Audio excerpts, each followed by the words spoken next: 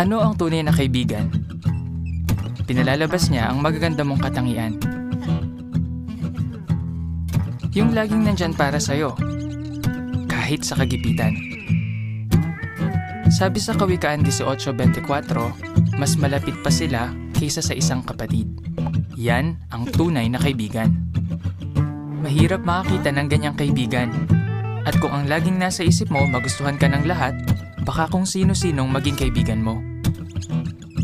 Kaya paano ka pipili ng kaibigan? Sabi nga, don't judge a book by its cover. Tumingin ka sa pagkatao niya.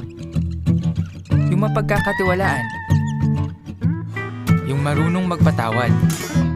Imbis na magalit, nililimot niya ang pagkakamali. Tandaan, di baling isa lang ang kaibigan mo, basta tunay.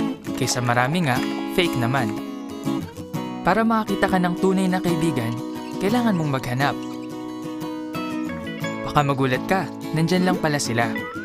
Kailangan lang maging bukas ang isip mo.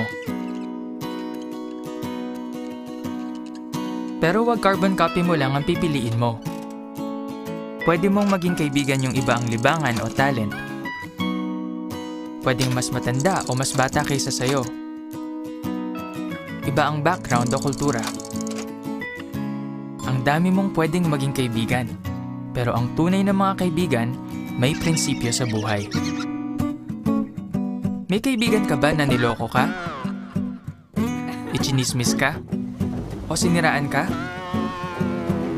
Hindi niya dapat ginawa yun. Kaya umiwas sa nakakasamang mga kaibigan. Ang habol nila, yung makukuha nila sa'yo.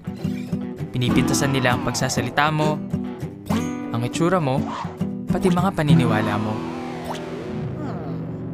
Hindi ganyan ang tunay na mga kaibigan. Tanggap nila kung sino ka.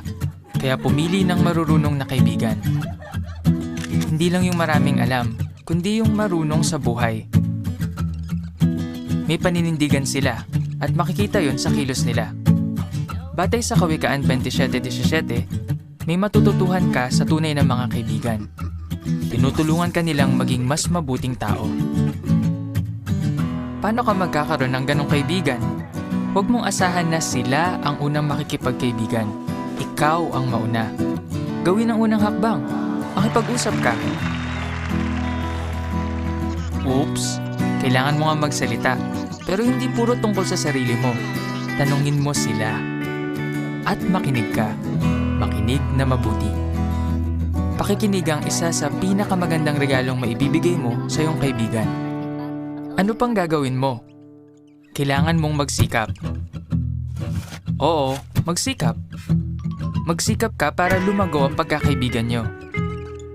Maging kaibigan na tapat. Hindi nagkikimkim ng galit. Hindi nang iiwan. Kahit sa kagipitan.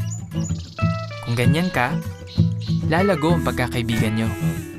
Sabi sa Filipos 2:4, itoon ang mata hindi lang sa sarili kundi sa kapakanan din ng iba. Ang pagpapakita ng interes sa iba, yan ang tunay na pagkakaibigan. Alam mo, marami ka pang makikilala.